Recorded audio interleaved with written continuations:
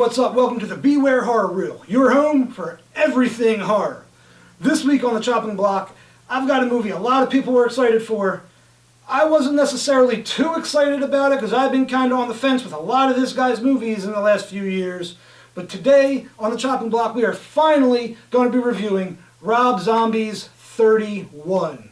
31 was produced by Bow and Arrow Entertainment, Palm Star Media, Protagonist Pictures, Spectacle Entertainment Group, and Windy Hill Pictures, and distributed by Saban Films. Okay, so 31. Everyone's been hyped about this movie for a long time. Like, yes, Rob Zombie's finally back to being Rob Zombie, getting to something that Rob Zombie wants to do, Rob Zombie can do, and all of that. So, keeping all this in mind, I turn it on. Admittedly, I've been very hard on Rob Zombie's movies over the last few years. I haven't been a huge fan of them, so I went into this one kind of skeptical. I turned it on, started watching, and if you're unfamiliar with 31, which you probably are because you're watching this review right now, what 31 is kind of about is a group of two couples in a car going cross country. End up pulling over in a gas station. Creepy gas stations. They end up getting directions from some weird creepy guy that works inside this place. They leave as they're going down. You know, they end up getting to a little spot where some things are. It looks like it's like some people are blocking their path. Looks like some people that are like almost scarecrows, if you will. So these people are going. They're doing their thing. Then all of a sudden, shit goes down. They ended up getting captured. They wake up. They're in somewhere they've never been before. Don't know what's going on. Absolutely just mind blown as to what's happened. They don't know what's up. Then they give us the shots of some what looks to be high class, highfalutin people from like the 1700s, maybe 1600s, something like that, with the wigs on and all kinds of stuff. And what you kind of get from these characters who are all in the film scattered about, which it makes absolutely no sense other than, I guess, they're supposed to be the people putting on this game, if you will.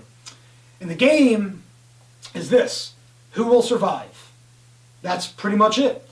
So these highfalutin old school people have these different killers, strange type gentlemen and women and whatever they are, freaks, if you will, going through trying to kill this couple, or these couples. Now, nothing is. These people end up keep being alive. So what do they do? These highfalutin people end up calling the man. This guy doesn't lose. Now, he's a psycho. He's a killer. It's what he does. He's the man when it comes to this game. No one ever survives when it's him. This is also the main character. That is basically, it's like they tried to make him look like the Joker without getting sued by DC. And that's kind of what they did to him. Then here we go, we get to the end of the movie. Oh, okay, so she ends up getting out of whatever, they get put in this weird like factory thing, but even that doesn't really make sense because they don't explain what they're in, except at one point there's this hatch that they're like, oh, we can get out through that. So she goes down it, and it's like she's going through some kind of sewer system of sorts. She ends up getting out, she finds a house, like, oh, thank God, we're safe. I want to find help. She goes in, and inside there she sees this weird, like, puppet type mechanical show that's going on. The same thing that had the gas station. This same thing was at the gas station that sent her there. So she knew right then and there. It's all over. She's fucked. So I got a little excited there. Not gonna lie. Dude, Joker-looking guy that wants to be the Joker but doesn't want to get sued by DC walks in. He's about to kill her. He's preaching and preaching and spitting all over her and preaching and preaching and preaching. Oh, blah blah blah blah blah blah blah. He's about to kill her when the announcement comes on that the game is officially over. And the time limit has happened. So she's gotta go. She's allowed to leave. He didn't complete the game. He didn't kill her. He failed. This is kind of weird because then he gets kind of, he's kind of pissed off that he lost. He doesn't lose. And that's all kicked in. She realized all this was all part of the game and all that. He leaves her. She starts leaving. She thinks it's all over. She's walking down the road like, okay, I'm good. I survived. Car starts pulling up. Spoiler alert. If you don't want to know what's going to happen, turn the volume down real quick because I'm about to tell you. Oh, guess what? He kills her. Oh my God. Yeah, it's 100% just like House of a Thousand Corpses.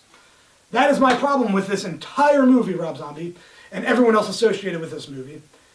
It is nowhere near as good as House of a Thousand Corpses was, but all it is, the entire time, it just felt like you were trying to redo House of a Thousand Corpses with a different take and different type of story, but you just did not do it nearly as well. I was not a fan of 31 at all, and I'm not going to steer you guys wrong, and if I were to tell you that that was a good movie, I'd be steering you wrong.